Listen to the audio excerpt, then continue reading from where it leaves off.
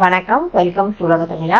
இன்னைக்கு நம்ம சில்லி இட்லி எப்படி செய்யறதுன்னு பார்க்க போறோம். அதாவது குழந்தைங்க இட்லி வேணாம்னு சொல்லுவாங்க, அவங்க கூட இந்த சில்லி இட்லியை ரொம்பவே விரும்பி சாப்பிடுவாங்க. அந்த அளவுக்கு சூப்பர் டேஸ்டா இருக்கும். வாங்க எப்படி செய்யறதுன்னு பார்க்கலாம். இது வரைக்கும் நம்ம சேனலை சப்ஸ்கிரைப் பண்ணலைன்னா சப்ஸ்கிரைப் பண்ணிடுங்க. பக்கத்தில் இருக்க பெல் ஐக்கானையும் ப்ரெஸ் பண்ணிக்கோங்க. அப்பதான் நாங்கள் போடுற புதிய வீடியோக்குள்ள உடனுக்குடனே பார்க்கணும். சில்லி இட்லி செய்யறதுக்கு இப்போ நான் ஒரு 10 இட்லி எடுத்து வச்சுருக்கேங்க. இப்போ இதை துண்டு துண்டாக கட் பண்ணிக்கலாம். நான் வந்து ஸ்கொயர் ஷேப்பில் கட் பண்ண போகிறேன். நீங்கள் உங்கள் விருப்பத்துக்கு ஏற்ற மாதிரி கட் பண்ணிக்கோங்க. கடாயில் போட்டு பொரித்து எடுத்துக்கலாம். இப்போ கொஞ்சம் கொஞ்சமாக போட்டுடலாம். ஸ்டவ் வந்து மீடியம் ஃப்ளேமில் வச்சுக்கோங்க, அப்போ தான் நல்லா செவுக்கும். எல்லாமே நல்லா பொன்னிறமாக செவந்து வர அளவு பொரிக்கணும். இவ்வளோ தான், இதுதான் கரெக்டான ஸ்டேஜு. இப்போ எல்லாத்தையும் பொரித்து எடுத்து வச்சிடலாம். இப்போ எல்லா இட்லி துண்டும் பொரிச்சாச்சு. இப்போ நம்ம சில்லி இட்லி செஞ்சிடலாம். கடாயில் எண்ணெய் ஊற்றிட்டு கொஞ்சமாக இஞ்சி பூண்டு விழுது, இதோட கட் பண்ண பச்சை மிளகா, ரெண்டுமே கொஞ்சம் வெடிக்கும், அதனால் ஸ்லோவில் வச்சுருங்க ஸ்டவ்வை.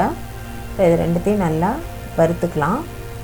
இப்போ இதில் ஒரு பெரிய வெங்காயம், இதையும் நல்லா வதக்கிடலாங்க. நல்லா அந்த பச்சை வாசனை போகிற அளவு வதக்கணும். இப்போ இது நல்லா வதங்கிடுச்சு. இதில் கொஞ்சமாக உப்பு சேர்த்துக்கலாம். இது கூட ஒரு கொடை மிளகா கட் பண்ணி வச்சுருக்கேன், அதையும் சேர்த்து வதக்கிக்கலாம். கொடை மிளகா சேர்க்கும்போது டேஸ்ட்டு நல்லாயிருக்கும், அதனால் நான் கொடை மிளகா சேர்த்துருக்கேன். கொடை மிளகாவை நல்லா வதக்கிக்கலாம்.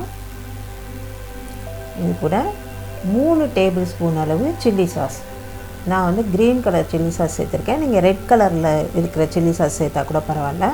இப்போ இதில் டொமேட்டோ கெச்சப், இதுவும் 3 டேபிள் ஸ்பூன் சேர்த்து நல்லா கலந்துடலாம். இது எல்லாமே நல்லா ஒன்று போல் சேர்ந்து கலந்து வரணும். இப்போ இதுக்கு தேவையான உப்பு சேர்த்து நல்லா கலந்துடலாம். இப்போ இதில் ஆல்ரெடி நம்ம பொரித்து வச்சுருந்த இட்லி துண்டுகளை சேர்த்து நல்லா கலக்கிட வேண்டியதுதான். கூட கடைசியாக கொஞ்சமாக மிளகுத்தூள் சேர்த்துக்கலாம். இது குழந்தைங்களுக்கு கொடுக்குறதா இருந்தால் பார்த்து சேர்த்துக்கோங்க.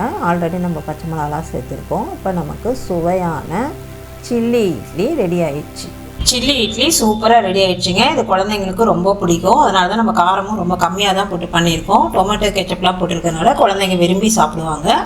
நீங்களும் உங்கள் வீட்டில் இதே மாதிரி ட்ரை பண்ணி பார்த்துட்டு உங்கள் கருத்துக்களை எங்களுக்கு தெரியப்படுத்துங்க. இந்த வீடியோ பிடிச்சிருந்தா லைக் பண்ணுங்கள், ஷேர் பண்ணுங்கள், மறக்காமல் ulaga thamizha சேனலை சப்ஸ்கிரைப் பண்ணுங்கள். தேங்க்யூ.